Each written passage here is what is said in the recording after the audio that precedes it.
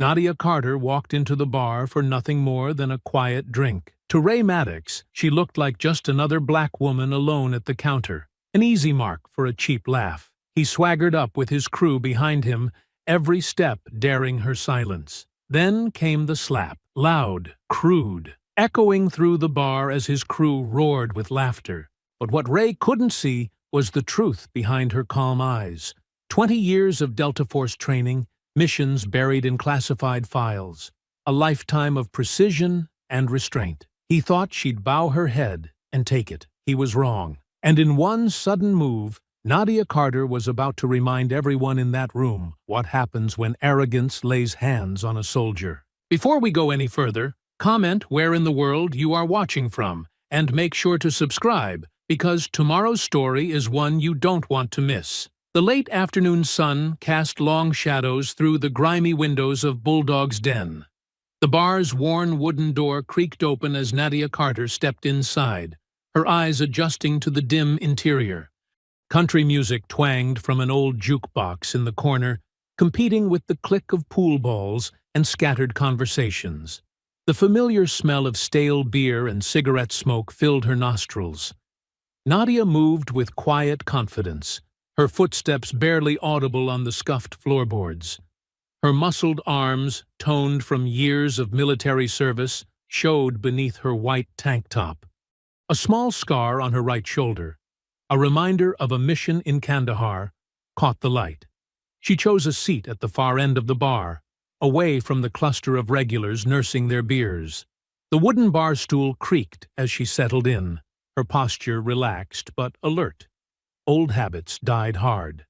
The bartender, a middle-aged man with graying temples and tired eyes, approached. "What'll it be?" he asked, wiping his hands on a dingy bar towel. "Whiskey. Neat," Nadia replied, her voice low and steady. She placed a 20 on the counter, the motion smooth and deliberate.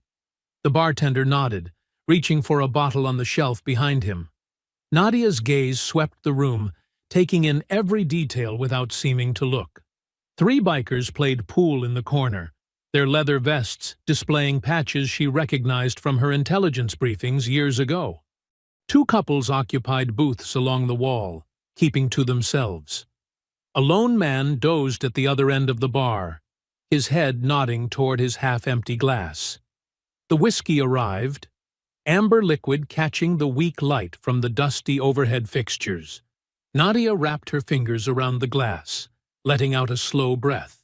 The day at the veteran shelter had been long but rewarding. She'd helped a young Marine work through his paperwork for disability benefits and counseled an Army sergeant struggling with civilian life. The work grounded her, gave her purpose beyond the classified missions that had defined her career. She took a small sip, savoring the burn. Behind her, someone laughed too loudly, trying to draw attention. Nadia didn't turn around.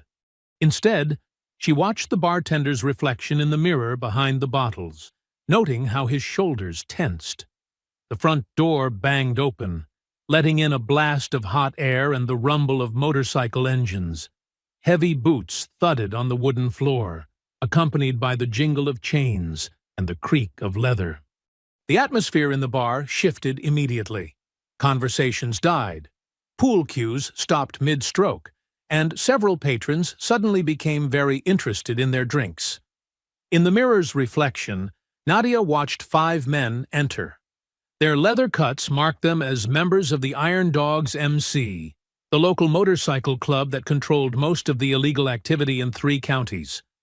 Their leader, Ray "Bulldog" Maddox, stood a head taller than the others, his massive frame taking up more space than necessary. Nadia had read his file during her first week in town. 3 arrests for assault, suspected ties to drug trafficking, but no convictions. The local law enforcement's reluctance to pursue charges told her everything she needed to know about the depth of corruption in the area. She took another sip of whiskey, maintaining her calm demeanor. The jukebox switched to a Merle Haggard song about outlaws, the irony not lost on her. The bartender had retreated to the other end of the bar, suddenly very busy wiping already clean glasses. The bikers claimed their usual table, their voices growing louder as they ordered their first round. Nadia could feel eyes on her back, but didn't acknowledge them. She'd spent years perfecting the art of being present, but unremarkable, of blending in while remaining aware of every potential threat. Her fingers traced the rim of her glass as she recalled similar situations in dozens of countries. Different languages, different weapons, but the same fundamental dynamics of power and intimidation. She'd faced down warlords and arms dealers, survived firefights and ambushes. This was familiar territory, even if the setting was different. "Hey, Bobby!" Bulldog's voice boomed across the bar. "Where's that beer? Don't make me come back there and pour it myself." The bartender, Bobby, hurried to deliver their drinks, his hands slightly shaky as he set down the bottles. Laughter erupted from their table, mean-spirited and sharp. Nadia noticed how the other patrons seemed to shrink into themselves, trying to become invisible. She checked her watch. 6:45 p.m. The shelter would be closing now. Mark and Sarah taking care of the evening routines she'd taught them. Good kids, both of them. Army veterans trying to find their way back to civilian life. They reminded her of herself, years ago, learning to live with the weight of what she'd seen and done. The noise from the bikers' table grew louder. A chair scraped against the floor, followed by heavy footsteps. In the mirror, Nadia watched Bulldog rise from his seat, his eyes fixed on her. He nudged one of his companions, jerking his head in her direction with a smirk that promised trouble. His crew exchanged knowing looks, settling in to watch whatever show their leader had planned. Ray Bulldog Maddox started moving toward the bar, his path deliberate and predatory. His reflection grew larger in the mirror as he approached, a wolf sizing up what he thought was easy prey. He had no way of knowing that the quiet woman in the white tank top had once commanded elite military units, that her calm exterior masked years of combat experience and tactical training. The distance between them shortened with each heavy step. The jukebox switched to a Hank Williams song as Ray's footsteps drew closer. Nadia kept her eyes forward, watching his approach in the mirror while maintaining her practiced stillness. She took another small sip of whiskey, letting the warm liquid linger on her tongue. The other patrons shifted uncomfortably in their seats, sensing the coming confrontation. A couple near the door quietly settled their tab, slipping out before whatever was about to happen could unfold. The pool players stopped their game entirely, cues held loose in their hands as they watched their leader stalk toward the bar. Ray's heavy breathing carried the smell of cheap beer as he got closer. His reflection showed a wide, cruel smile spreading across his face, the kind of smile that had probably preceded countless acts of intimidation in this very bar. The fluorescent lights caught the silver rings on his fingers, makeshift brass knuckles that had left their mark on more than a few unfortunate faces. "Well, well," Ray drawled, loud enough for his crew to hear. "What do we have here? Don't usually see your kind in my establishment." Nadia didn't respond. She lifted her glass again, the motion smooth and controlled. Her peripheral vision tracked his every movement while she appeared focused on her drink. Years of training had taught her to read a situation through the smallest details. The slight shift of weight before an attack, the tensing of muscles before a strike.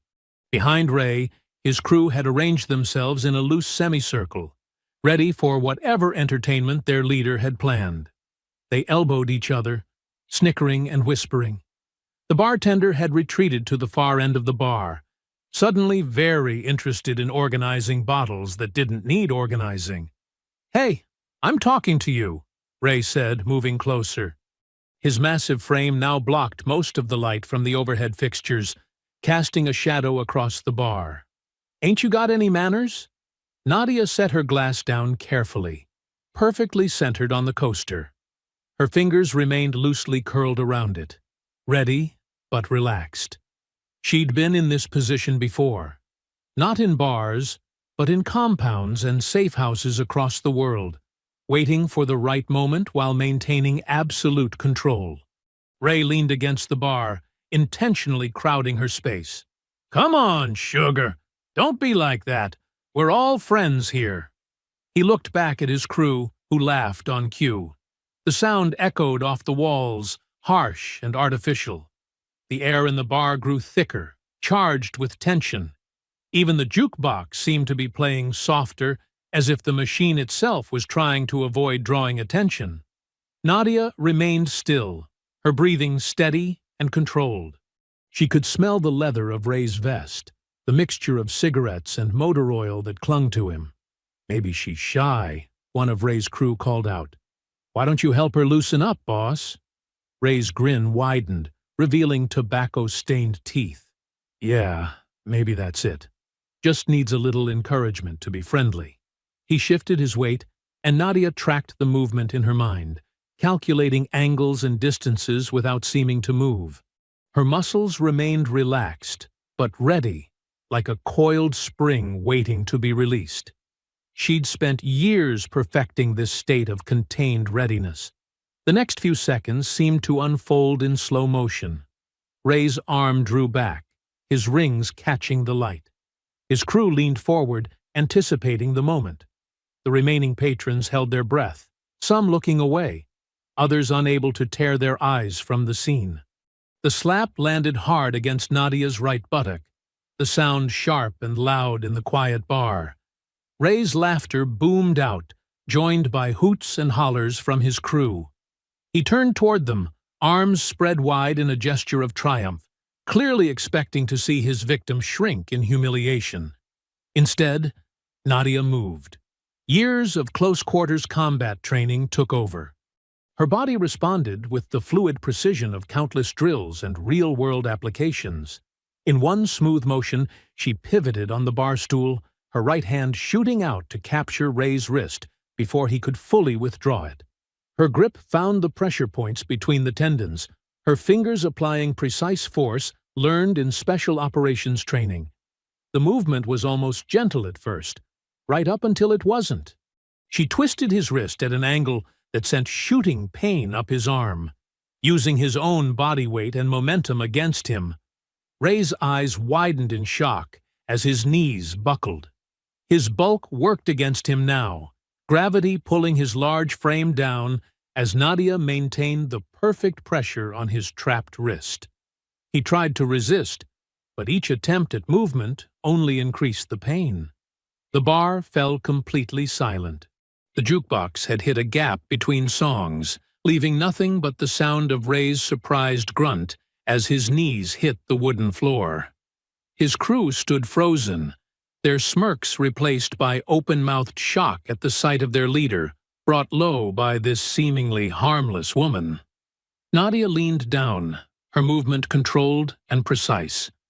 Her lips nearly touched Ray's ear as she spoke, her voice carrying the cold authority of someone used to being obeyed in life-or-death situations.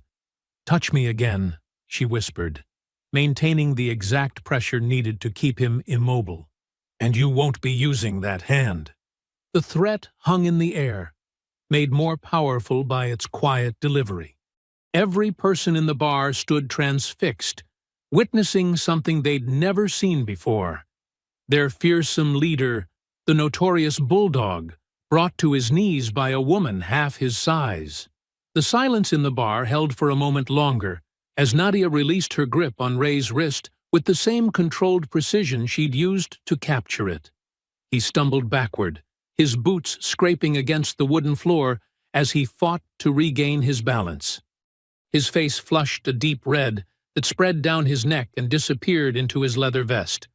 Ray clutched his wrist, rotating it carefully as if checking for damage. His eyes darted between Nadia and his crew, who shifted uncomfortably behind him. The mighty bulldog had been brought low, and now everyone waited to see how he'd respond. "You," he started, his voice shaking with rage and embarrassment. His good hand clenched into a fist, the rings glinting under the bar lights. Nadia turned back to the bar, deliberately presenting her back to him, a clear message that she considered him no threat at all. She picked up her whiskey glass with the same steady hand that had just subdued him, studying the amber liquid as if it were the most interesting thing in the room. One of Ray's crew, a lanky man with a patchy beard, took a step forward. "Boss, you want us to—" "Shut up!" Ray snapped, cutting him off. His voice cracked slightly, undermining the command in his tone. The lanky man stepped back, merging with the rest of the uncertain crowd. The jukebox kicked in again, this time with Lynyrd Skynyrd's Simple Man.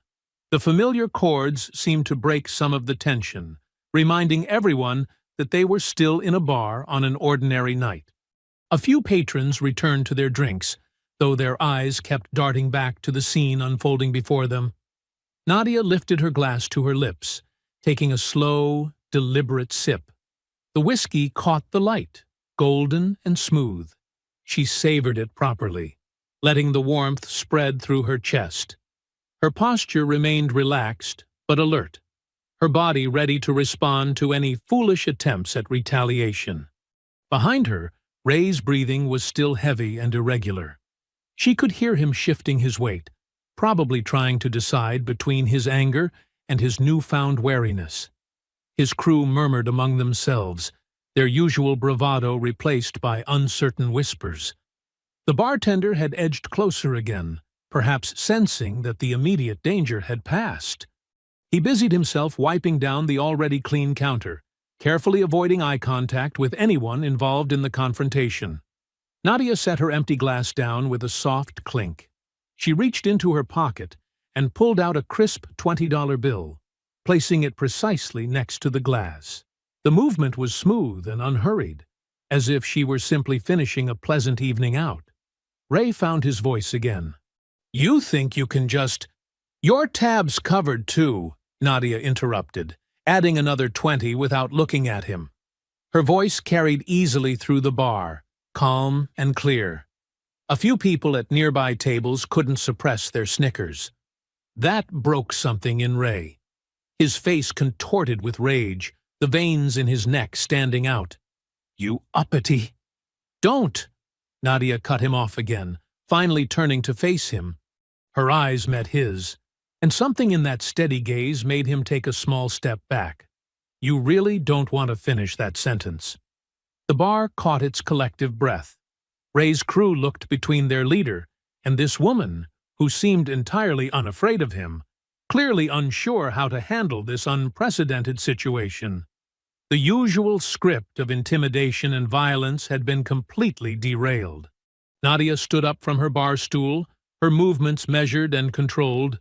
She adjusted her tank top with casual precision, then ran a hand over her ponytail, smoothing it back into perfect order. Everything about her radiated calm competence. "Get her!" Ray suddenly shouted, his voice tight with desperation. But his crew hesitated, looking at each other uncertainly. They'd seen what she'd done to their leader with just one hand. None of them seemed eager to test their luck. Nadia walked toward the door, her steps unhurried but purposeful. The crowd parted before her, creating a clear path. Some nodded slightly as she passed. A few even smiled. She'd shown them something they'd never seen before. Someone standing up to the infamous bulldog and walking away. Ray's face twisted into an ugly snarl. "This ain't over," he shouted at her back. "You hear me? You'll regret this." Nadia reached the door and pushed it open, letting in a burst of cool night air. The parking lot lights cast long shadows across the gravel, and crickets chirped in the darkness beyond. She paused for a moment, her eyes scanning the area with practiced efficiency, checking sight lines, noting possible cover, identifying potential threats. The lot was half full of motorcycles and pickup trucks, their chrome and paint dulled by the yellow security lights. Nothing moved except the moths circling the lights and a stray piece of paper tumbling across the gravel. Ray's voice followed her out into the night, still shouting threats and obscenities. But his words seemed to lose power in the open air, becoming just another bit of background noise, like the crickets and the distant highway traffic. Nadia walked to her car, her keys already in hand. The familiar shape of her dark blue sedan waited exactly where she'd left it, undisturbed. She unlocked it and slipped inside, the leather seat embracing her like an old friend. Nadia's car purred softly as she turned onto her street, the headlights sweeping across familiar houses. The neighborhood was peaceful at this hour. Modest homes with well-kept lawns, American flags hanging from porches, and the occasional kid's bicycle left out in a driveway. She'd chosen this street specifically for its quiet normalcy, a place where she could blend in and build a new life. The dashboard clock read 10:47 p.m. A few windows still glowed with TV light, but most of her neighbors had already turned in for the night. Mrs. Peterson's cat watched from its usual perch on the front windowsill next door, its eyes reflecting green in the car's headlights. Nadia clicked her garage door opener, but something made her pause before pulling in. Years of training had taught her to trust her instincts, and right now, something felt off. She left the car idling in the driveway, its engine a low rumble in the night silence. The security light above her garage flickered on, triggered by her car's movement. The harsh, fluorescent glow revealed what her headlights hadn't quite caught. Angry red letters sprayed across her white garage door. The paint was still wet, drips running down like blood. "You're dead." Her jaw tightened slightly, the only outward sign of her reaction. The words were crude, meant to inspire fear, but they mostly sparked a deep, cold anger. Not the hot rage that clouds judgment, but the kind that sharpens focus to a razor's edge. Nadia turned off her car and stepped out, her boots crunching softly on the concrete. The night air had cooled considerably, carrying the scent of freshly cut grass and, now, the sharp chemical smell of spray paint. A dog barked somewhere down the street, then fell quiet. She approached the garage door slowly, scanning the area with practiced ease. The paint job was rushed, uneven letters betraying shaky hands, probably done within the last hour, given how wet it still was. The perpetrators would have needed a vehicle, likely a motorcycle given the timing and who she was dealing with. Mrs. Peterson's porch light clicked on. "Nadia? Is everything all right, dear?" The elderly woman's voice carried clearly in the night air, touched with concern. "Everything's fine, Mrs. Peterson," Nadia called back, keeping her voice steady and reassuring. "Just some kids with spray paint. Nothing to worry about." "Oh, those hooligans. Should I call the police?" "No need," Nadia replied. "I'll take care of it." She waited until Mrs. Peterson's light went off before moving closer to examine the damage.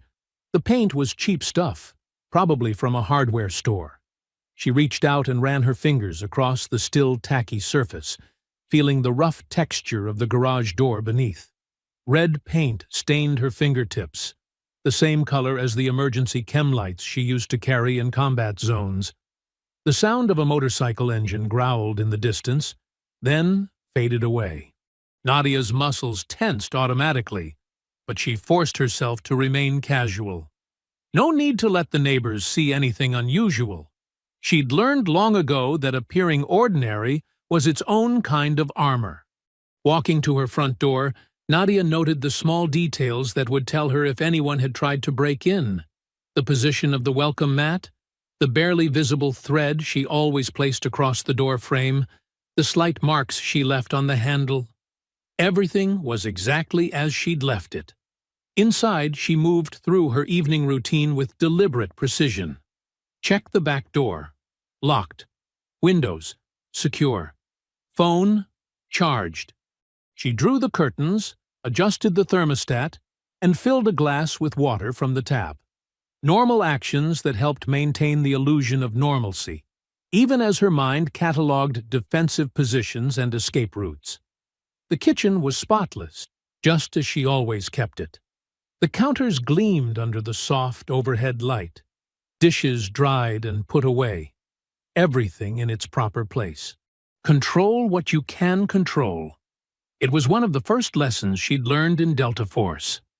Nadia sat at her kitchen table, the solid oak surface cool beneath her forearms.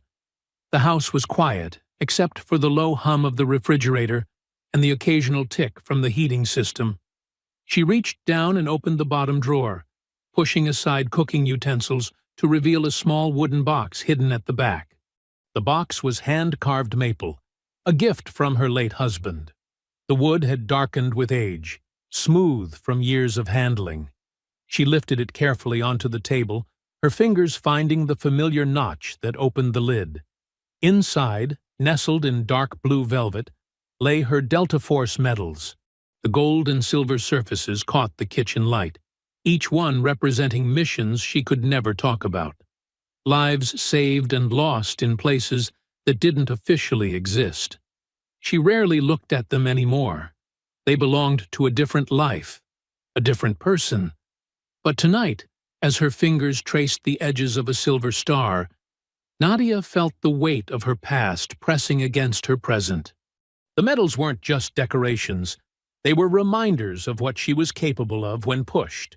She'd earned each one by staying calm in chaos, by protecting others, by refusing to back down when lives were at stake. The red paint on her garage door wasn't just a threat, it was a challenge. These men thought they were dealing with an easy target, a lone woman they could intimidate into submission. They had no idea they were poking a tiger with a stick. Nadia wiped her paint-stained fingers across the leg of her jeans, leaving red streaks on the denim. Her expression remained neutral, but her eyes had taken on the hard focus her old unit would have recognized instantly. The morning sun cast long shadows across Main Street as Nadia pulled into the sheriff's department parking lot. The building was a squat, brick structure that had seen better days, with faded lettering on the windows and patches of missing mortar between the bricks. 2 patrol cars sat out front, their white paint dulled by road dust. Inside, the fluorescent lights buzzed overhead, casting a harsh glare on the worn linoleum floor. The front desk area smelled of stale coffee and old paper files. A young deputy looked up from his crossword puzzle, his expression shifting from boredom to wariness as Nadia approached. "Can I help you?" he asked, straightening his posture slightly. "I need to file a report," Nadia said, keeping her voice steady and professional. "Is Sheriff Wilkes available?" The deputy picked up his phone, muttered something into it, then nodded toward a row of hard plastic chairs along the wall. "Have a seat. He'll be with you shortly." Nadia sat, her back straight, hands folded in her lap. The walls were covered with faded wanted posters and outdated community notices. A clock ticked loudly, its hands moving with excruciating slowness. 20 minutes passed before heavy footsteps approached from the hallway. Sheriff Cal Wilkes filled the doorway of his office, his uniform stretched tight across his substantial belly. His badge caught the fluorescent light as he shifted, a flash of gold that matched the signet ring on his thick finger. He didn't smile as he gestured for Nadia to enter. "What brings you in today?" Wilkes asked, lowering himself into his creaking desk chair. His office was cluttered with papers, empty coffee cups, and a collection of hunting trophies mounted on the walls. A mounted deer head stared down with glass eyes, its expression frozen in permanent surprise. Nadia sat in the chair across from him, noting how it was positioned slightly lower than his, a small power play she'd seen countless times before. "Someone vandalized my property last night," she said. "Spray-painted threats on my garage door." Wilkes picked up a pen, twirling it between his fingers. "Threats, you say? What kind of threats?" "Death threats," Nadia replied, "along with racial slurs. The paint was still wet when I got home." "Uh-huh." Wilkes scratched something on a notepad. "Any idea who might have done this?" "Yes," Nadia said. "Ray Maddox and his crew from Bulldog's Den. There was an incident at the bar last night." "Oh?" Wilkes interrupted, his eyebrows rising. "What kind of incident?" Nadia described the events at the bar, keeping her tone neutral and factual. As she spoke, she noticed Wilkes's expression growing increasingly dismissive, his pen tapping against the desk with impatience. "So, you put hands on Mr. Maddox?" he asked, emphasizing the "you" in a way that made it clear where his sympathies lay. "I defended myself against sexual assault," Nadia corrected firmly. "And now I'm being threatened." Wilkes leaned back in his chair, which groaned under his weight. "Sounds to me like you might have overreacted. Ray's a good old boy, just having some fun. No need to make a federal case out of it. A good old boy who assaulted me and then vandalized my home with death threats," Nadia said, her voice level but intense. "I want to file a formal complaint." The sheriff sighed heavily, as if she was being unreasonable. "Look, Ms." He glanced down at his notepad. "Carter, this is a small town. We handle things differently here. Less paperwork, more understanding, if you know what I mean." "I know exactly what you mean," Nadia replied. "But I still want to file that complaint." Wilkes's face hardened slightly. He pulled out a form from his desk drawer and began filling it out with exaggerated slowness. "Address?" Nadia provided her information, watching as he deliberately misspelled her street name. "And you say this happened? When, exactly?" "Last night, between 10 and 11 p.m. "Funny," Wilkes said, not looking up. "Nobody else reported seeing anything suspicious in that neighborhood." "The paint was still wet," Nadia repeated. "I have pictures on my phone." "Well, you know how it is with these things," Wilkes said, his tone patronizing. "Hard to prove who did what. Could have been anyone. Kids, maybe. Or," he paused meaningfully, "could have done it yourself, for attention." Nadia's expression didn't change, but her voice took on an edge of steel. "Are you suggesting I spray-painted death threats on my own garage door?" "I'm not suggesting anything," Wilkes replied, holding up his hands in a gesture of false innocence. "Just exploring all possibilities." "That's police work, ma'am." "Will you investigate or not?" Nadia pressed, leaning forward slightly in her chair. The sheriff's facade of professional courtesy cracked. His lips curled into a sneer, eyes narrowing as he looked at her. "Maybe if you people knew your place, this wouldn't happen." The words hung in the air like poison gas. Nadia stood slowly, her movements controlled and deliberate. The overhead fluorescent light flickered, casting strange shadows across Wilkes's face as he stared up at her with barely concealed contempt. Without another word, Nadia turned and walked out of the office. Her boots clicked against the linoleum floor, each step measured and precise. The young deputy at the front desk quickly looked down at his crossword puzzle as she passed, pretending he hadn't heard everything. The morning sun felt too bright as she stepped outside, the air thick with humidity. Nadia walked to her car, feeling the weight of the sheriff's gaze through his office window. The system she had once served and protected had just made it clear. She was on her own. The veteran shelter occupied an old brick warehouse on the edge of town, its weathered facade softened by window boxes full of bright marigolds. Inside, the morning light streamed through tall windows, illuminating the worn but clean common area where a dozen veterans gathered for coffee and conversation. Nadia pushed open the heavy front door, the familiar smell of coffee and wood polish greeting her. The tension from her meeting with Sheriff Wilkes began to ease as she stepped into this sanctuary. Here, at least, she could make a difference. "Morning, Sergeant Major!" Marcus Hill's voice carried across the room. He stood by the coffee station, tools spread out on the counter, around a dismantled coffee maker.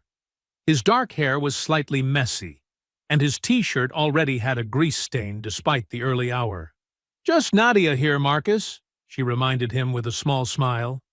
"How's our patient doing?" Marcus gestured at the scattered parts. "Terminal case of calcium buildup. But I think we can save her." His hands, steady and sure from years of military mechanical work, moved confidently among the pieces. Nadia pulled up a chair beside him, examining the disassembled machine. Reminds me of field stripping an M4, she observed, picking up a clogged filter basket. Except this one fights back with hot water, Marcus chuckled, rubbing a phantom burn on his hand. Already got me once this morning. They worked side by side, Marcus explaining each step as he cleaned and reassembled the parts. Other veterans drifted by, offering commentary and coffee-making war stories. The atmosphere was light, therapeutic in its simplicity. "Pass me that descaling solution," Marcus said, pointing to a blue bottle. "This thing's got more buildup than a forward operating base porta-potty." Nadia handed him the bottle, laughing. "That's quite an image I didn't need this morning." "Speaking of things we don't need," Marcus said, his voice dropping slightly, "how are you holding up? Word gets around in a small town." Nadia's hands stilled for a moment. "News travels fast, I see." "Pete from the gas station saw the whole thing at Bulldog's," Marcus explained, focusing intently on scrubbing a particularly stubborn piece of scale. "Said you handled it like a pro." "I handled it," Nadia said simply, not elaborating. They worked in comfortable silence for a while, the clicking of tools and quiet conversations from other veterans filling the air. The coffee maker slowly came back together under Marcus's skilled hands, each piece cleaned and properly aligned. "You know what I miss sometimes?" Marcus said, reconnecting the water lines. "The certainty.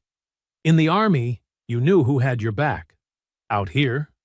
He shrugged, leaving the thought unfinished. Nadia nodded, understanding exactly what he meant. "The rules are different here," she said, "but the principles stay the same. We still look out for each other." Marcus smiled, his face brightening. "That we do." He flipped a switch, and the coffee maker hummed to life. "Would you listen to that? Purring like a kitten."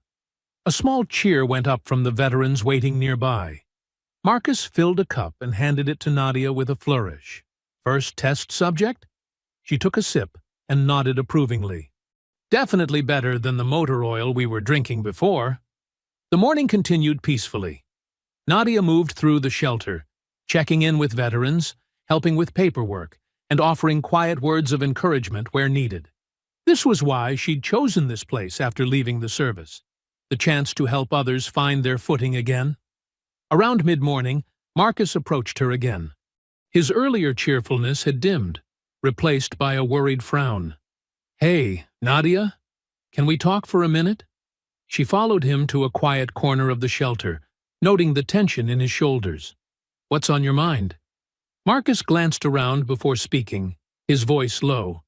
"I was here late last night, finishing up some maintenance work. Saw something that didn't sit right."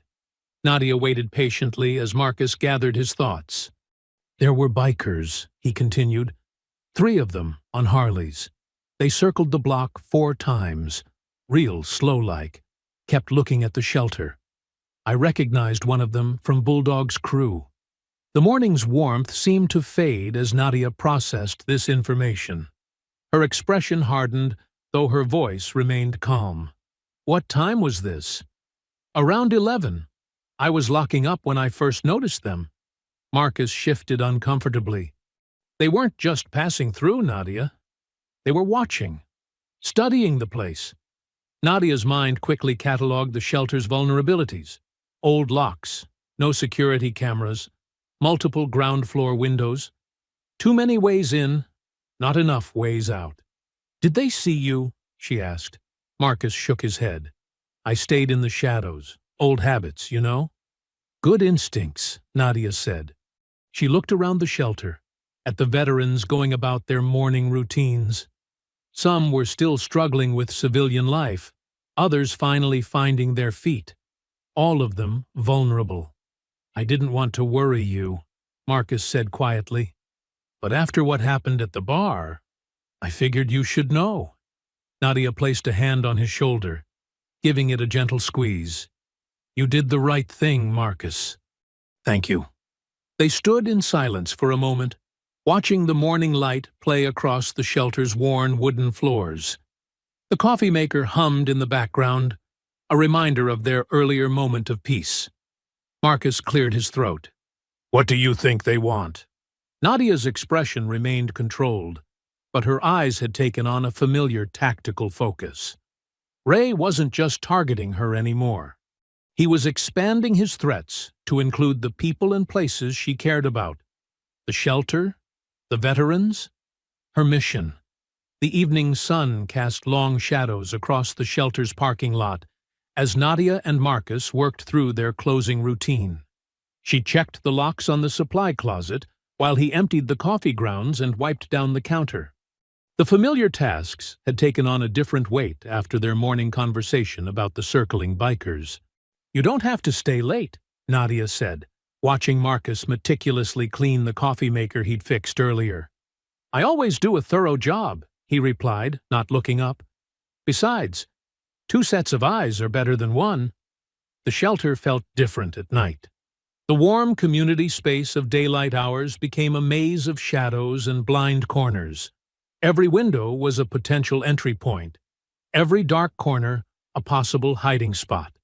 Nadia moved through the rooms with practiced efficiency, her military training unconsciously showing in how she cleared each space. Marcus followed her lead, his own service experience evident in how he positioned himself to watch the approaches while she locked up. They worked in comfortable silence, communicating with small gestures and nods, the natural rhythm of people trained to operate as a unit. "Last door," Nadia announced, pulling out the main entrance keys. The parking lot lights had flickered on, creating pools of yellow light in the growing dusk. A distant rumble of motorcycles caught their attention. Marcus tensed, his hand instinctively reaching for a weapon that wasn't there. "That sounds like more than 3 bikes." Nadia nodded, her expression calm but alert. "Get inside the doorway. Good cover, clear line of sight." The rumble grew louder, echoing off the buildings. Headlights appeared at the end of the street, sweeping across the lot in aggressive arcs. 5 motorcycles roared into view, their riders hunched forward like predators. Ray Bulldog Maddox led the pack, his massive frame made larger by a leather vest decorated with crude patches. The bikes circled the lot, kicking up gravel and dust, their engines thundering in the confined space. "Stay cool," Nadia said quietly to Marcus, noting how his shoulders had squared up for a fight. "Let them make the first move." The bikers pulled into a loose semicircle facing the shelter entrance. Ray cut his engine first, the sudden silence almost as intimidating as the noise had been. His crew followed suit, leaving only the tick of cooling engines and the harsh glare of headlights. "Well, well," Ray called out, his voice carrying a cruel edge. "If it ain't the uppity woman who thinks she can embarrass me in my own bar." He swung off his bike, boots crunching on gravel. "And look, she's got herself a pet monkey, too." Marcus took a half-step forward, but Nadia's hand shot out, stopping him. "Easy," she murmured. "That's what they want." Ray's crew spread out, creating a wider arc. They were all big men, chosen more for bulk than brains, wearing matching vests and mean expressions. 2 carried heavy chains wrapped around their fists. Another flexed a set of brass knuckles. "This your little charity house?" Ray asked, gesturing at the shelter with exaggerated curiosity. "Where you collect all the broken soldiers who can't hack it in the real world?" "Private property," Nadia stated clearly, her voice carrying across the lot. "You're not welcome here." Ray spat on the ground. "Ain't nothing private about it. This is my town." He took a few steps closer, trying to use his height to intimidate. "And in my town, people show proper respect." The other bikers called out ugly encouragement, their voices full of slurs and threats. Marcus's jaw clenched, but he held his position, following Nadia's lead. "Last warning," Ray growled, now close enough that Nadia could smell beer and cigarettes on his breath. "Get on your knees and apologize for that stunt you pulled, or we're gonna redecorate this place. Maybe start with that fancy coffee machine your boy's so proud of." Nadia didn't back up an inch. Her voice remained steady, almost conversational. "You know what your problem is, Ray? You mistake fear for respect? She looked him directly in the eyes. I've seen real respect. Earned it. Given it. What you've got? It's just people too tired to fight back. Ray's face darkened with rage. He reached for her, his massive hand aiming for her throat. But Nadia wasn't there anymore. She'd shifted slightly, just enough that his grab caught empty air. Don't, she said quietly. The word carried such authority that Ray actually hesitated. Something in her stance, in the total absence of fear in her eyes, made him pause. You got lucky in the bar, he snarled, trying to cover his moment of uncertainty. But there's 5 of us now. And ain't no cameras out here to catch what happens next. Nadia took one precise step forward, positioning herself between the bikers and the shelter door. Her movement was smooth, controlled, and somehow more threatening than any aggressive gesture could have been. You don't want this fight, she said, her voice carrying clearly to every biker. The parking lot lights cast her shadow long behind her, a single dark line against their semicircle of threats. Something in her tone, or maybe in the way she stood, perfectly balanced, hands loose at her sides, made the other bikers shift uneasily. They'd expected fear, tears, pleading. Instead, they found themselves facing something they didn't understand, and that made them nervous. Ray glared at her for a long moment, his face twisted with confusion and anger. Then he turned sharply, stomping back to his bike. Let's go, he barked at his crew. This ain't over, woman. We'll be back when you least expect it. The bikers mounted up, engines roaring to life. They peeled out of the lot in a shower of gravel and exhaust smoke, their threats almost lost in the noise of their retreat. Morning light streamed through the shelter's windows, casting warm squares on the worn linoleum floor. Nadia stood before a group of veterans gathered in the main room. About 15 faces looked back at her, some curious, others wary. Marcus sat in the front, his usual easy smile replaced by focused attention. I called you here because we need to talk, Nadia began, her voice calm but firm. Most of you know about the incident at Bulldog's bar. What you don't know is that it's escalated. They've threatened the shelter, and that means they've threatened all of us. Murmurs rippled through the group. A few of the younger vets exchanged worried glances. Look, said Sarah Chen, a former Army medic who'd been coming to the shelter for 3 months. We all appreciate what you do here, Nadia, but maybe we should just call the police. I tried, Nadia replied, shaking her head. The sheriff made it clear whose side he's on. We're on our own. The room fell silent. These veterans knew what it meant to be without backup, to face threats alone. But that doesn't mean we're helpless, Nadia continued. She pulled out her wooden box, the one that held her medals, and set it on a nearby table. There's something you should know about me. Something that might help us all. She opened the box, revealing rows of decorations that made several veterans sit up straighter. Combat badges, distinguished service medals, and specialized qualification pins caught the morning light. I served 20 years, Nadia said, touching one of the medals. 15 of those with Delta Force. I wasn't just a soldier. I was a trainer. I taught elite operators how to survive when everything went wrong, how to protect themselves and others when they were outnumbered and alone. The atmosphere in the room shifted. Veterans who had been slumped in their chairs now sat upright, eyes fixed on Nadia with new understanding. For the last part of my career, I specialized in teaching small units how to handle siege situations, how to defend positions against superior numbers. Nadia looked around the room, meeting each person's gaze. I can teach you those skills, not to attack or seek revenge, but to protect yourselves and this place we've built together. Marcus leaned forward. You're talking about self-defense training? Nadia nodded. Simple techniques. Effective ones. Ways to control situations without excessive force. Most importantly, I want to teach you how to work together. Watch each other's backs." "I'm in," Marcus said immediately. "Me too," Sarah added, her earlier hesitation gone. One by one, the others voiced their agreement. Even Tom Wheeler, a quiet Vietnam vet who usually kept to himself, raised his hand in support. "All right then," Nadia said, closing her metal box. "Let's move this outside. The yard behind the shelter will work well for what I want to show you." They filed out into the morning air. The yard wasn't much, just a patch of grass with a few scattered picnic tables, but it was private, surrounded by a tall wooden fence. "First thing," Nadia said, standing in the center of the group, "forget what you've seen in movies.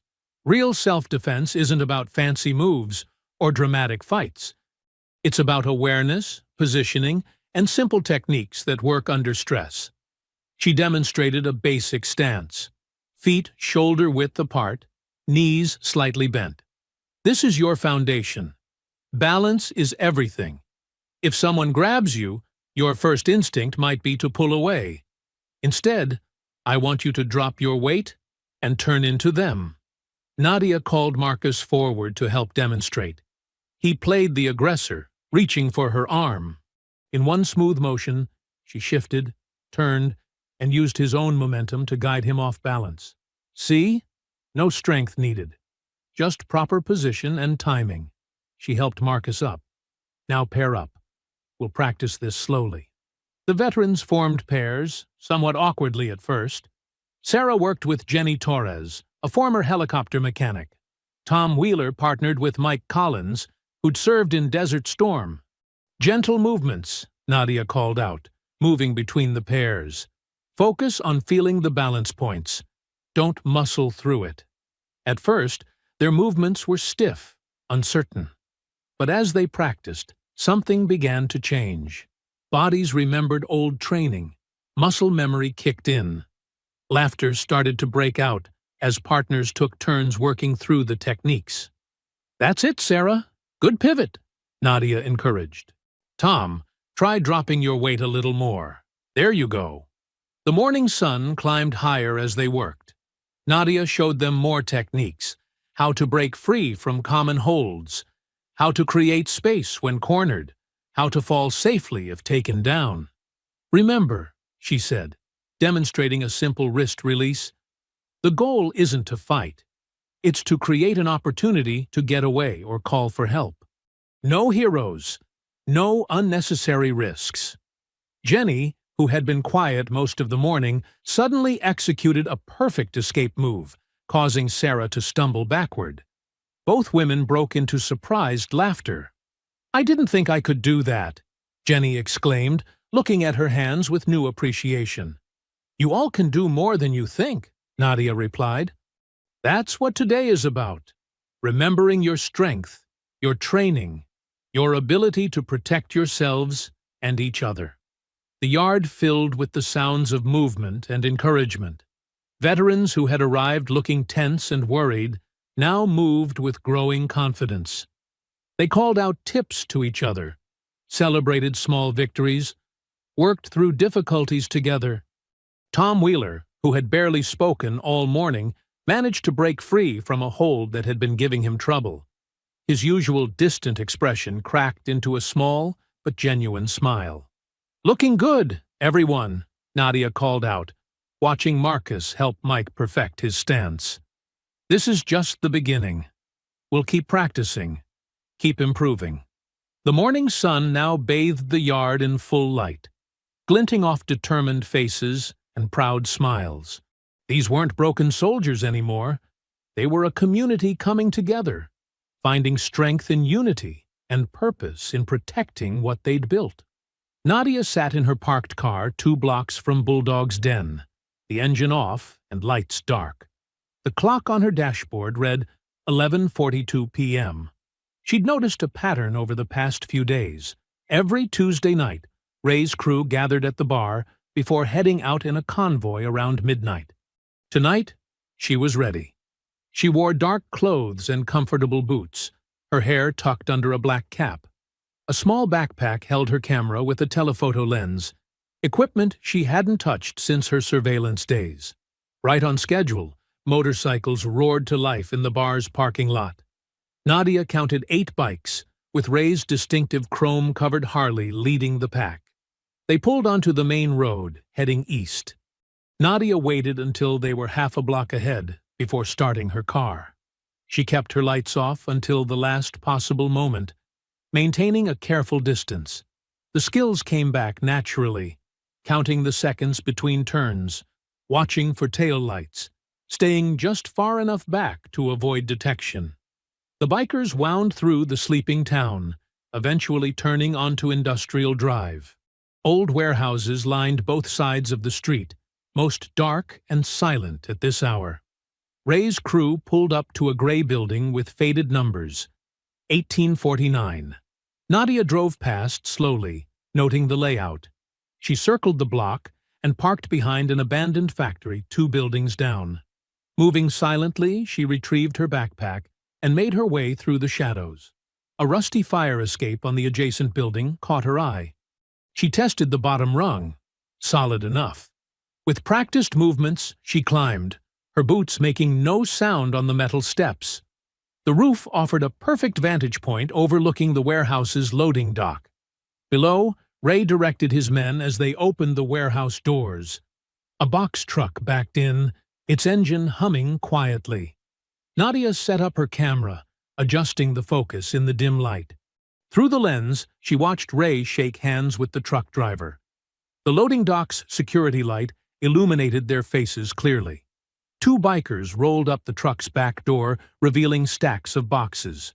Nadia's finger pressed the shutter button repeatedly, capturing every detail. The men worked efficiently, transferring boxes from the truck to a storage area inside. Ray supervised, occasionally checking his phone and glancing around the empty street. He had no idea that 20 feet above, a former Delta Force commander was documenting everything. Nadia zoomed in on the boxes themselves. One had split open slightly, revealing packed bags of white powder. She photographed the marking on the box's side, a shipping label that could help trace its origin. A gust of wind carried voices up to her position. "Price went up," the truck driver was saying.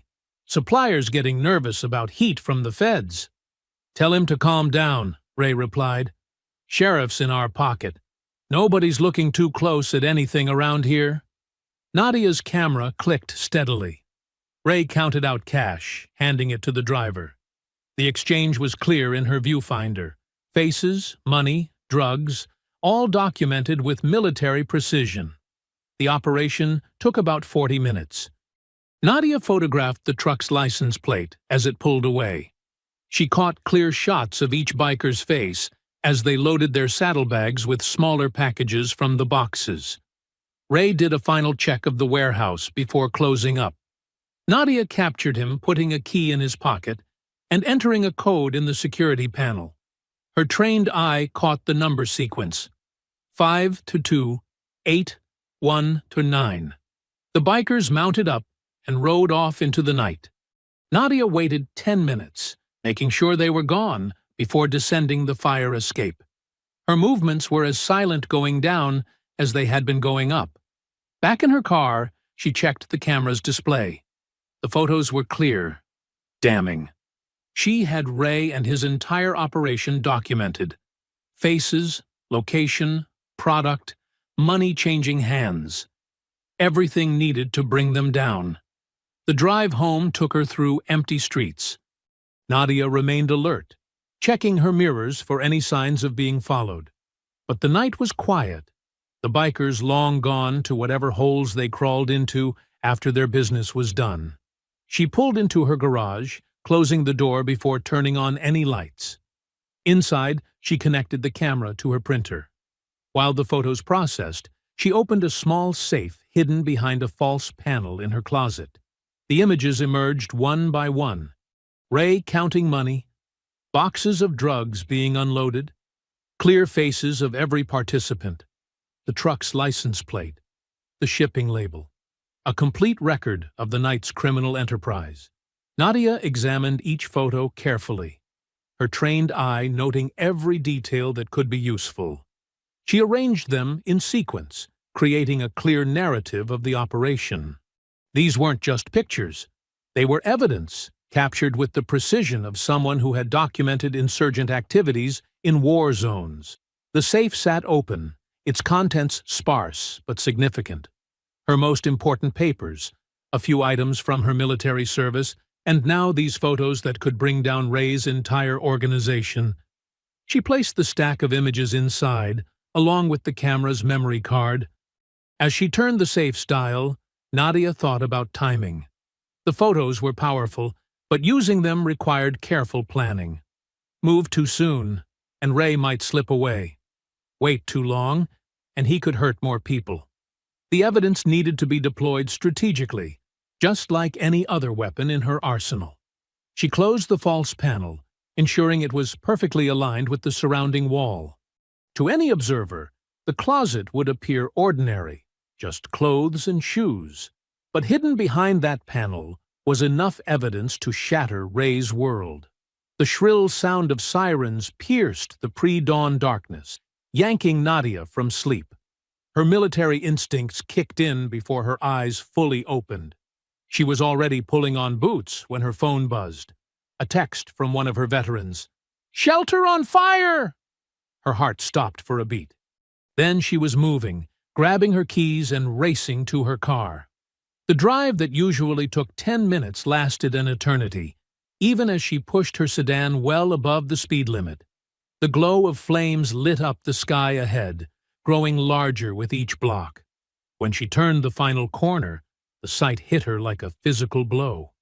Orange flames engulfed the veteran's shelter, reaching toward the stars with hungry fingers. Black smoke billowed from broken windows.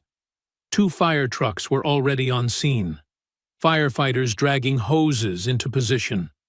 But it was the scene in front of the building that made her blood run cold. Marcus lay on the ground, surrounded by other veterans. His right arm was an angry red, blisters already forming. His face was streaked with soot, and he coughed violently, trying to clear his lungs of smoke. Nadia sprinted forward, dropping to her knees beside him. "Marcus, what happened?" Her hands moved automatically, checking his vital signs like she'd done countless times in combat. "Ray's guys," Marcus managed between coughs. "Threw something through the window. It exploded."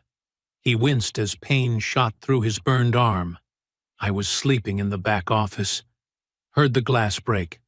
Got everyone else out first." Other veterans clustered around them, some wrapped in blankets, others being treated by paramedics for smoke inhalation. The shelter had become a home for many of them, a safe place to rebuild their lives. Now they watched it burn, their faces reflecting both the flames and their shock. "How many were hurt?" Nadia asked, her voice steady despite the rage building inside her. "Just me, mostly," Marcus said. "Got the worst of it pulling Jerry out.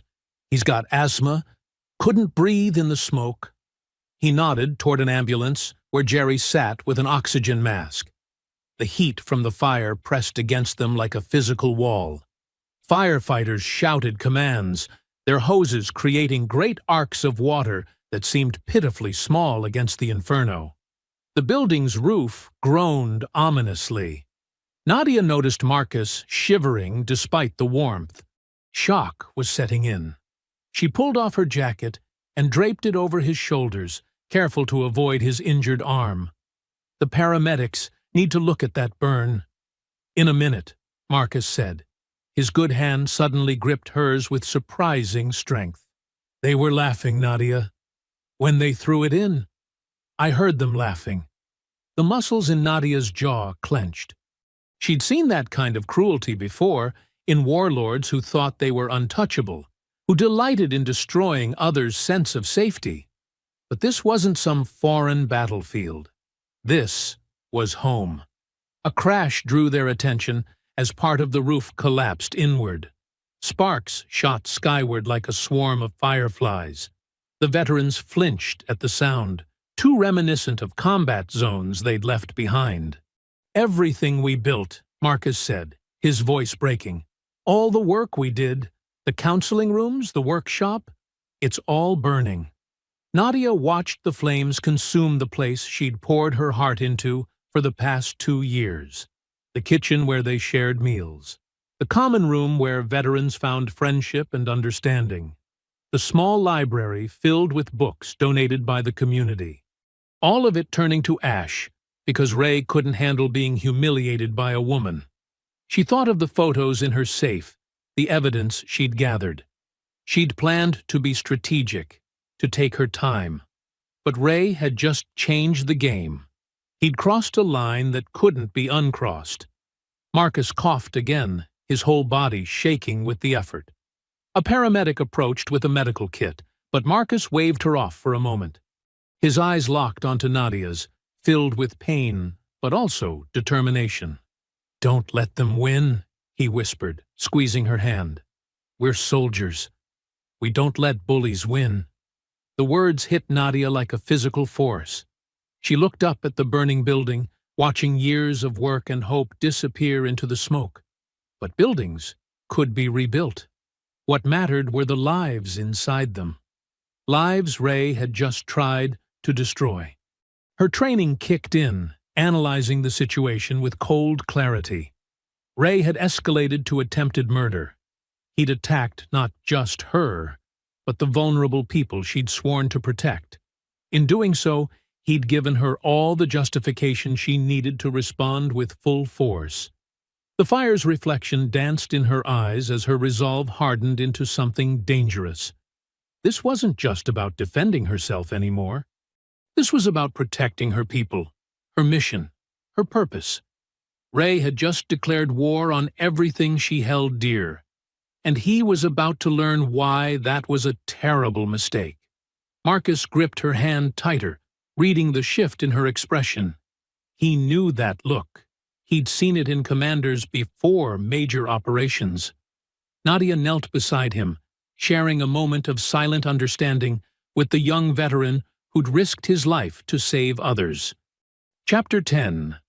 Fire and Fury. Scene 2. Dawn broke over the smoking ruins of the veteran shelter, painting the sky in mocking shades of pink and gold. Nadia stood among the ashes, her boots crunching on charred debris as she surveyed the destruction. The acrid smell of burnt wood and melted plastic hung heavy in the air. Marcus stood beside her, his burned arm bandaged white against his dark skin. He'd refused to stay at the hospital, insisting on being here. Other veterans moved carefully through the wreckage, picking through what remained of their sanctuary. Some wore face masks against the lingering smoke, while others pulled on work gloves to shift through the debris. "The photo wall," someone said softly. Nadia turned to see Jerry, still wheezing slightly, holding the blackened remains of a frame. It had once displayed pictures of veterans who'd found their way back to civilian life through the shelter's programs. Now the memories were reduced to ash and melted plastic. Across the street, townspeople gathered in small clusters, watching. Some whispered behind raised hands, while others stared with undisguised fear. They all knew who was responsible, but no one dared say it aloud. Ray's influence cast a long shadow over the community. "Found something," called out Sarah, a former Army nurse. She emerged from what had been the kitchen, holding a metal box. The shelter's petty cash and important documents, mostly salvageable, though smoke-stained. Small victories felt hollow today. Nadia moved methodically through the ruins, her trained eye cataloging everything. The main support beams had held, but the roof was gone. Most of the interior walls had collapsed. The counseling rooms where veterans once shared their struggles were now just scattered chunks of drywall and twisted metal. "Ma'am?" A young police officer approached hesitantly, notepad in hand. "We'll need your statement about last night." "Save your ink," Nadia replied, not looking at him. "We both know nothing will come of it." The officer shifted uncomfortably, but didn't argue. He knew as well as anyone that the sheriff wouldn't pursue this. More veterans arrived as the morning progressed. They came straight from work shifts or home, still wearing their civilian clothes, but carrying themselves with military bearing. Each one's face hardened as they saw the destruction, remembered pain mixing with fresh anger. "My tools," muttered Mike, a former Marine who'd taught woodworking classes in the shelter's workshop. He kicked aside a charred workbench. "All of them, gone. Even my grandfather's lathe." Nadia watched her people because that's what they were, her responsibility, her family. Pick through the wreckage of their dreams. The shelter had been more than just a building. It was where they'd found purpose again, where nightmares faded and hope grew. Ray hadn't just attacked property. He'd tried to destroy their healing. A news van pulled up, its reporter already rehearsing lines about tragic fire and investigation ongoing. Nadia intercepted them before they could start filming. "No comments," she said firmly. "This isn't your story to tell." The morning wore on. The veterans worked systematically, creating piles of salvageable items and clearing paths through the debris. They fell naturally into teams, coordinating without need for direction, muscle memory from their service days taking over. Marcus stumbled suddenly, his injured arm throwing off his balance as he tried to move a fallen beam. 3 veterans rushed to steady him, their movements quick and precise. The bond between them was visible, forged in service, strengthened in recovery, and now tempered by this new attack. "You should rest," Nadia told him, but Marcus shook his head. "Can't rest while there's work to do, Sergeant Major," he replied, using her old rank. Others had started doing that too, unconsciously falling back into military patterns as they faced this threat. Around noon, a truck pulled up. Old Mrs. Henderson from the diner stepped out, carrying huge containers of coffee and bags of sandwiches. "For your people," she said quietly to Nadia. "And I'm sorry for staying quiet so long about Ray and his bunch." More townspeople followed, bringing water, work gloves, trash bags. Small gestures of support, offered nervously but sincerely. The fear was still there, but something else was growing. A tentative resistance to the terror Ray had built his power on. Nadia gathered her veterans near what had been the shelter's entrance. They formed a loose circle, instinctively creating a security perimeter while they talked. Their faces were streaked with soot, their clothes dirty from the work, but their eyes were clear and focused. "Look around," she said, her voice carrying the command presence that had once led elite operators. "They thought this would break us, that we'd scatter, stay quiet, accept defeat." She gestured at the destruction.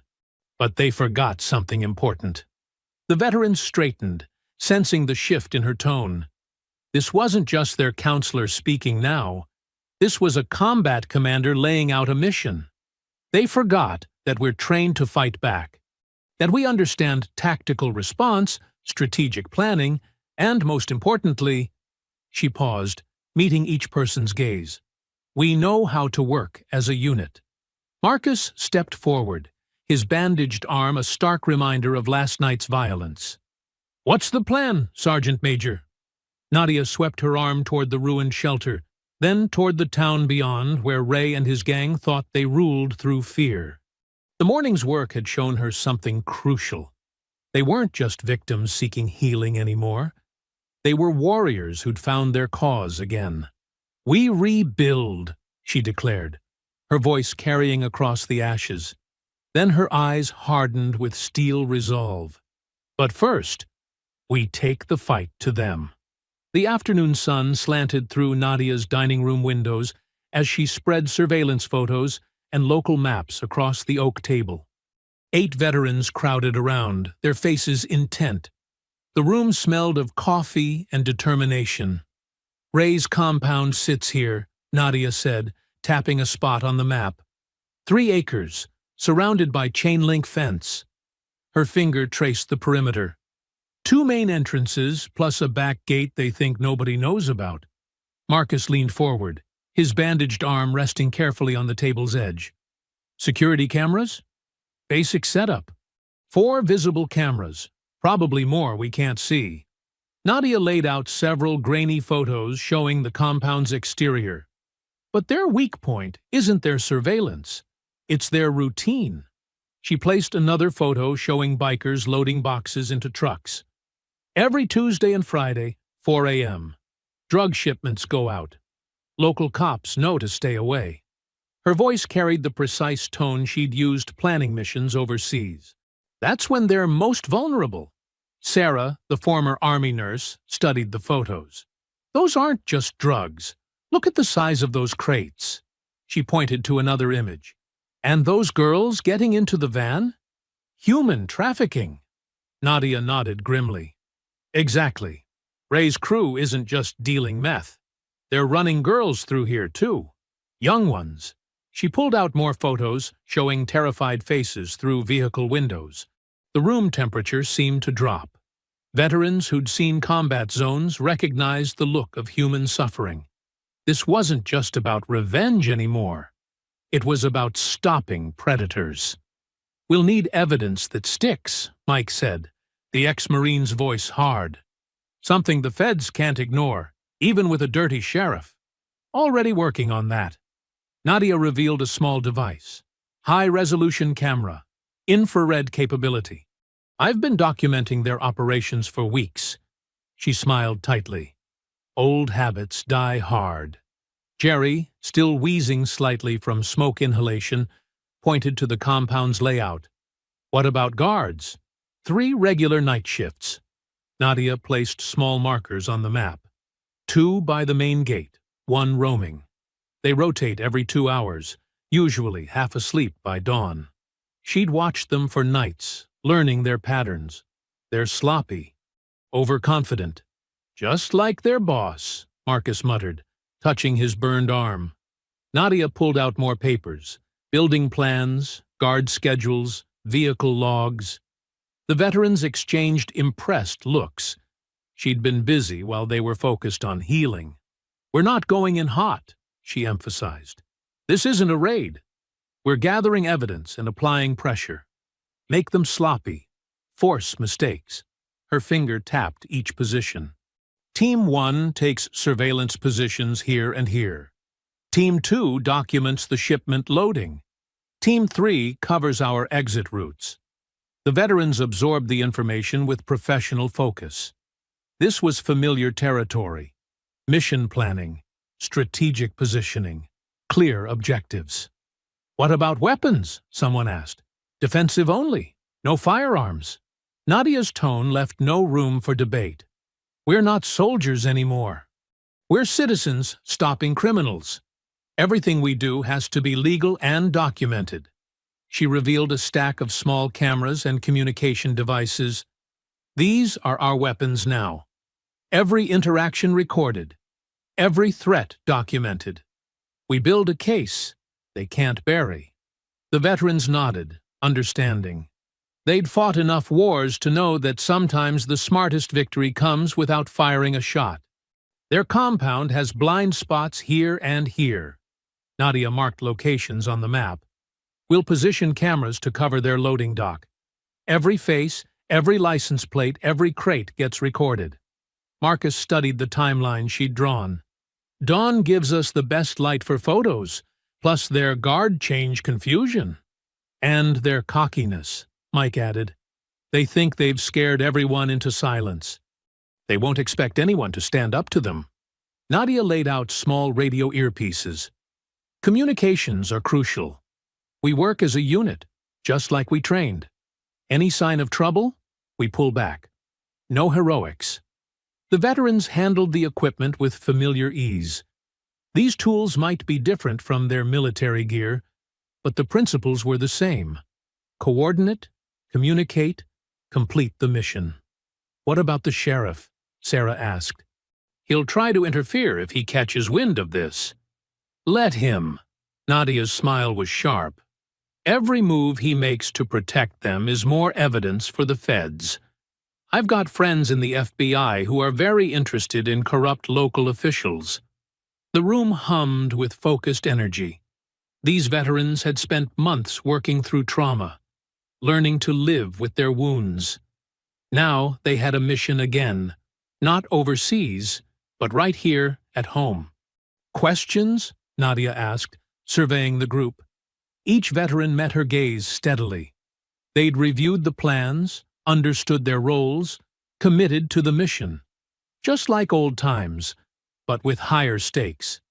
This wasn't about following orders, it was about protecting their community. "Good." Nadia checked her watch. "We move at dawn. Get some rest. Check your equipment. Be at your positions by 0400. The veterans straightened, unconsciously adopting military bearing. They studied the maps one last time, memorizing routes and positions. Years of training came flooding back. The discipline, the focus, the unity of purpose. "Remember," Nadia said quietly, "we're not just doing this for ourselves. We're doing it for every person in this town who's lived in fear of Ray's crew. For every girl in those trafficking vans. For everyone who thought they had to stay silent." The veterans nodded in agreement. Dawn would find them ready, positioned around the compound, cameras and evidence logs prepared. They would strike not with violence, but with truth, exposing the darkness Ray had built his power on. Gray light crept over the horizon as Nadia led her team through the morning mist. Their footsteps whispered across wet grass, 8 shadows moving like ghosts toward Ray's compound. The chain-link fence loomed ahead, security lights creating pools of harsh brightness. Marcus touched his radio earpiece. "Camera 1 in position," he murmured from his surveillance spot. "Copy that." Nadia's voice was barely a breath. She gestured to Mike and Sarah, who broke off toward the security system's power box. Their dark clothes blended with the pre-dawn shadows. Through her night vision monocular, Nadia watched the guard at the main gate. He slouched in his chair, phone glowing in his hands, exactly as her surveillance had shown. Predictable. Sloppy. "Ready with the cutters," Jerry whispered through the radio. He and 2 other veterans had circled to the compound's far side, where rows of motorcycles gleamed dully in the dim light. Nadia checked her watch. 4:17 a.m. The drug shipment would be loading soon. "Execute," she commanded softly. Mike's hands moved swiftly at the power box, bypassing the alarm system with practiced ease. Sarah kept watch, her military training evident in her perfectly still posture. Within seconds, the security camera's red lights winked out. The guard never looked up from his phone. At the back of the compound, Jerry's team moved between the parked motorcycles. Sharp metal tools glinted as they methodically punctured tire after tire. The bikes would still stand, but wouldn't roll. The damage wouldn't be visible until someone tried to ride. Nadia touched her earpiece. "Status?" "Cameras disabled," Mike reported. "Vehicles neutralized," Jerry added. "Surveillance in position," Marcus confirmed. "Loading docks clear and recorded." Everything was going according to plan. Nadia felt the familiar calm of a well-executed operation settling over her. This wasn't so different from missions overseas.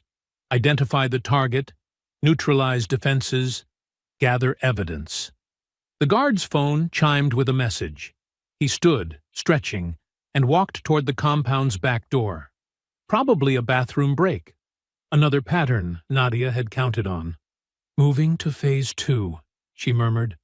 Sarah and Mike slipped through the shadows toward the main building's electrical panel. This blackout needed perfect timing. Too early would alert them, too late would miss the evidence they needed. Inside the compound, voices grew louder. The loading crew was starting their workday. Truck engines rumbled to life. Metal doors scraped open. "First truck moving to dock," Marcus reported from his hidden position. His camera clicked quietly, documenting every face, every license plate. Nadia moved closer, using the parked vehicles as cover. Through gaps between trucks, she could see Ray directing workers, his voice carrying in the pre-dawn quiet. "Move it, you lazy bastards! We're behind schedule!" More bikers emerged from the building, carrying crates and boxes. Some led young women, their faces fearful in the harsh lights. Sarah's sharp intake of breath crackled through the radio. Seeing trafficking victims up close was different from studying photos. Steady, Nadia reminded her team. Document everything. Camera shutters clicked softly from multiple positions. Every angle covered, every criminal act recorded. The evidence pile grew with each passing minute. Ray stalked between the trucks, shoving workers who moved too slowly.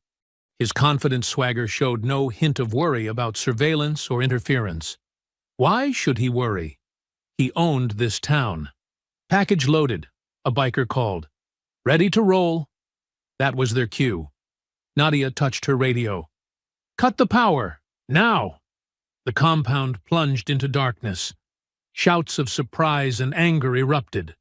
Flashlight beams stabbed through the gloom as bikers stumbled into each other. What the hell? Ray's voice boomed. Get those lights back on! But when workers tried starting their trucks, nothing happened. Mike had done more than cut power. He'd disabled the engines too. The whole operation ground to a halt. Confusion turned to panic as bikers discovered their motorcycles wouldn't start either. Jerry's team had worked thoroughly. No quick escapes today. Ray's curses echoed across the compound. Find out what's happening! Now! Nadia moved through the chaos like a shadow, her team spreading out to control key positions. Years of night operations had taught them how to use darkness as an ally. Emergency lights sputtered to life, running on backup power. In their sickly yellow glow, Ray spotted Nadia standing calmly in the middle of his loading dock. Recognition and rage twisted his face. You! He reached behind his back, pulling out a hunting knife. I'll gut you myself. Around them, bikers formed a loose circle, hungry for violence. But none moved to help. Ray had to handle this himself or lose face forever. Nadia stood relaxed, hands loose at her sides. Last chance to surrender, Ray. Make it easier on yourself. He charged with a roar, knife slashing in a wild arc. But Nadia had been training against armed attackers since before he joined his first bike gang. She stepped inside his reach, grabbed his knife arm, and twisted. The blade clattered to the ground. Ray howled as she forced him face down, her knee in his back, his arm locked painfully behind him. The whole takedown took less than 3 seconds. Stay down, she commanded, her voice carrying across the suddenly silent compound. It's over. Ray struggled uselessly against her hold. Around them, his gang watched their leader pinned helplessly by the woman they'd tried to humiliate. Their world of intimidation and fear was crumbling. Through her earpiece, Marcus's voice crackled. Got it all on camera, every second. Nadia kept her knee pressed firmly against Ray's back as she pulled a zip tie from her pocket. The plastic fastener snapped tight around his wrists with a satisfying click.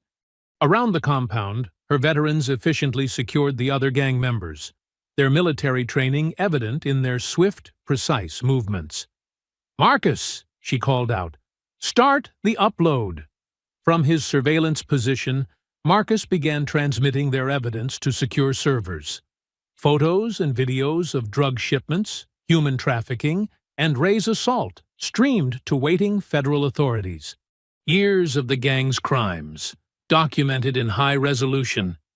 Nadia pulled out her phone and dialed a number she hadn't used in years. It rang twice before a familiar voice answered. Agent Cooper. The voice was crisp, professional. Sierra Delta 719. Nadia stated her old operational code. Remember that favor you owe me from Kandahar? There was a pause, then a low whistle. Sergeant Major Carter. Been a long time. I've got a situation here that needs federal attention. Drug trafficking, human smuggling, organized crime. All gift-wrapped and ready for pickup. Text me the location. Teams are spinning up now. Nadia sent the compound's coordinates and turned to her veterans. Feds incoming. secure the perimeter, and watch for runners. The next 20 minutes passed in tense silence. Ray squirmed occasionally under his restraints, but a firm press of Nadia's boot kept him still. His gang members sat in clusters, surrounded by alert veterans who'd found new purpose in their mission. The first hint of approaching sirens made the bikers stir uneasily. Flashing lights painted the compound walls in red and blue as unmarked SUVs and tactical vehicles surrounded the entrance. Armed federal agents poured out, weapons raised. FBI. "Nobody move!" Agent Cooper strode through the gate, his badge gleaming. He was older than Nadia remembered, gray threading his temples, but his eyes were sharp as ever.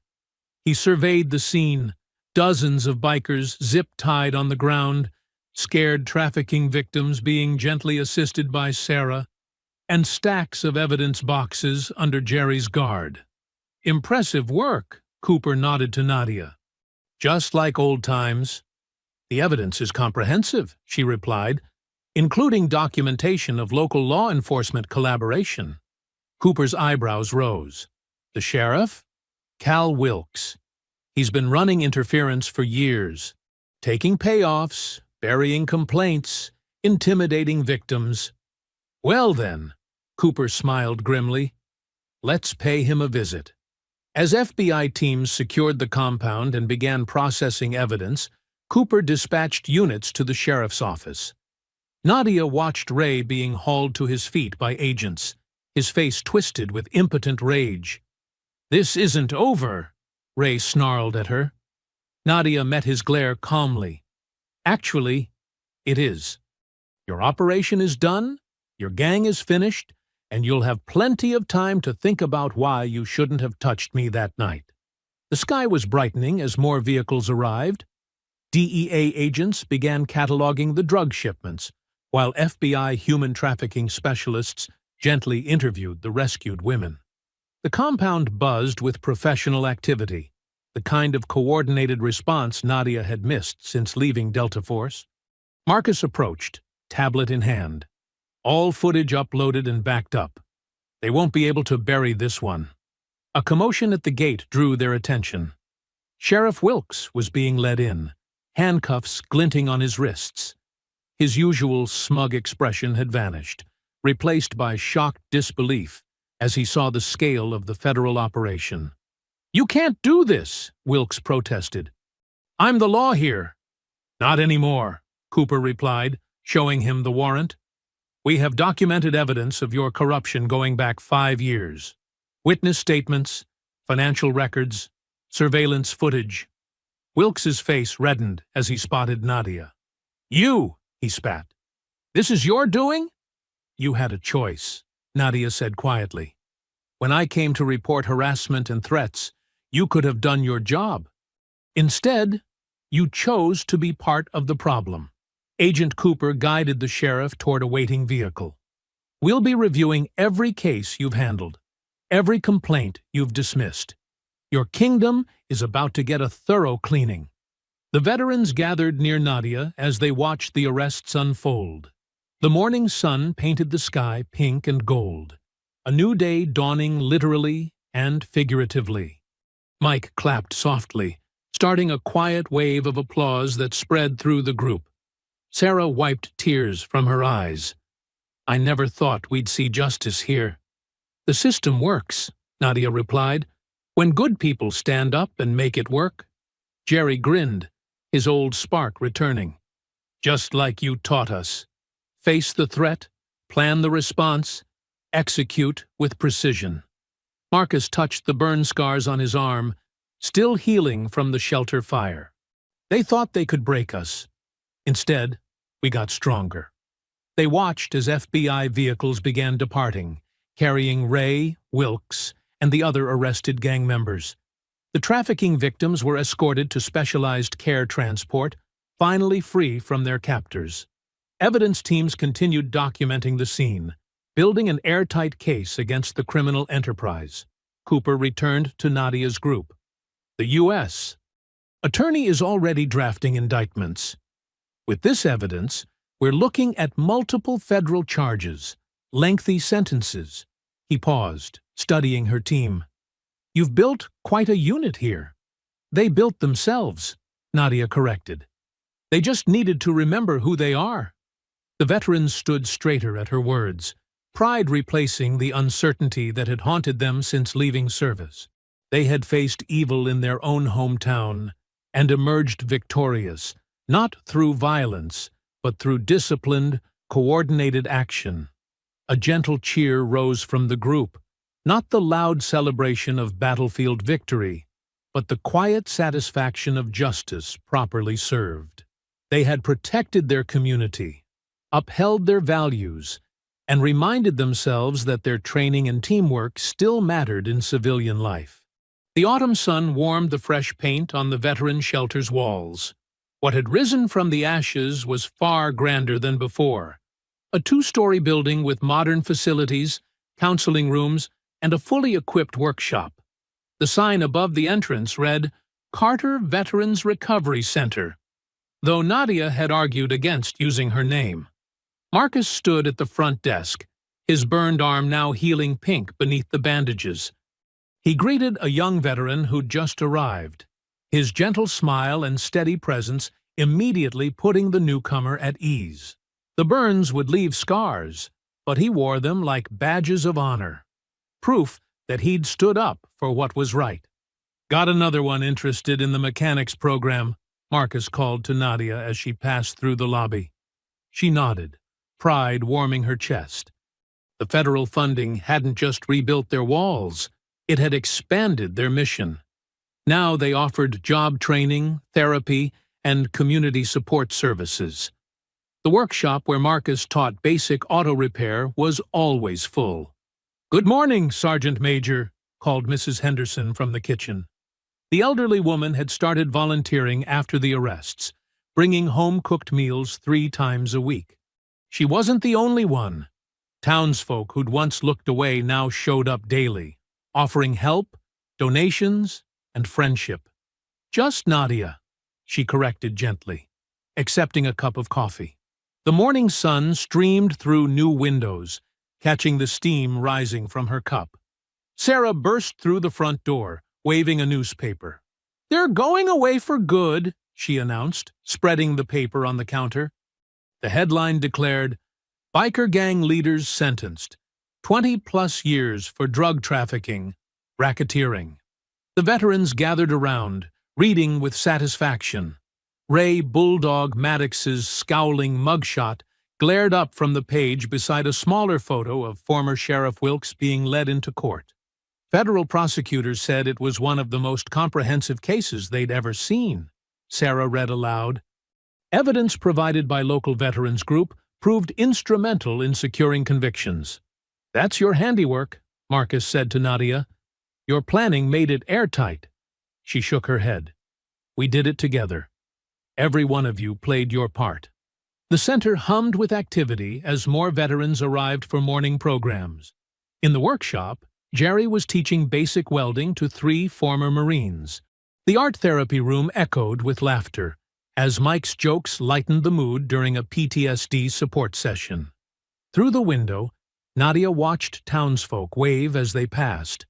The fear that had gripped this community was gone. People walked taller, smiled more freely, knowing the predators who'd terrorized them were behind bars. "Mail's here," Marcus announced, sorting through envelopes. "More donations." "Oh, and another letter from the governor's office." Nadia took the official envelope. The governor wanted to present her with a civilian service medal. She'd declined twice already. This wasn't about medals or recognition. A pickup truck pulled up outside, loaded with lumber. Local contractors had been donating materials and time to build an expansion. A women's wing to help female veterans transition back to civilian life. "Need help unloading?" Marcus called through the open door. "Got it covered," replied Tom Baker, the hardware store owner. "Got my whole crew here today." He'd been sending supplies since the rebuilding began, insisting on charging only for materials. Nadia watched the community working together, the barrier between veterans and civilians dissolving. This was what healing looked like, not just new walls and programs, but people finding their strength together. As the day wound down, Nadia gathered her things. "Heading out early?" Marcus asked. "Got somewhere to be," she replied. They both knew where. It had become a weekly ritual. The evening air was cool as she drove through town. Bulldog's Den came into view, though the sign had changed. Under new management, it was simply the Den now, the Confederate flag that once flew outside replaced by an American one. Nadia parked in the same spot she had that fateful night. Inside, the bar had been cleaned up, the bikers' memorabilia replaced with military service photos and local sports teams. The floor had been refinished, the lights brightened. Conversations quieted as she entered, but not from fear. Heads nodded respectfully as she passed. The bartender, a former Navy corpsman, already had her usual whiskey ready. "On the house," he said, sliding the glass forward. Nadia settled onto her chosen stool, the same one she'd occupied when Ray made his fatal mistake. The bar around her was different now. Families shared early dinners in booths. Veterans gathered for weekly meetups. Locals relaxed without looking over their shoulders. A young woman at the end of the bar caught her eye and raised a glass slightly. She was one of the trafficking victims they'd rescued, now working as a counselor at the women's shelter. Nadia returned the gesture with a small nod. The room's atmosphere was relaxed but watchful. Everyone knew who she was now, what she represented.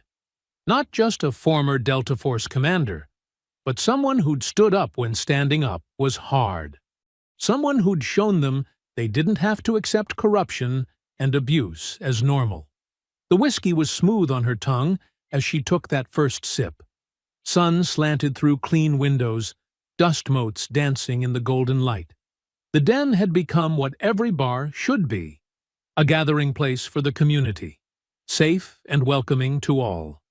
No one approached her with anything less than respect. No one dared. But it wasn't fear that kept them polite. It was admiration. She had shown them what one person with conviction could accomplish. More importantly, she had shown them what they could achieve together. The bartender caught her eye and nodded, a gesture of deep respect. Nadia raised her glass slightly, acknowledging him and all that had changed. The room remained quiet and watchful as she took another slow sip, savoring not just the whiskey, but the peace that comes with true vindication. I hope you enjoyed that story. Please like the video and subscribe so that you do not miss out on the next one. In the meantime, I have hand-picked 2 stories for you that I think you will enjoy. Have a great day.